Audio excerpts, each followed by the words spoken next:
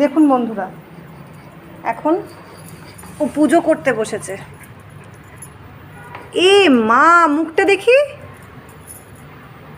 তাকা তাকা তাকা, দেখি দেখি দেখি, তোল মুখটা তোল, কই দেখি। তুই সিঁদুর কি করে পরলি?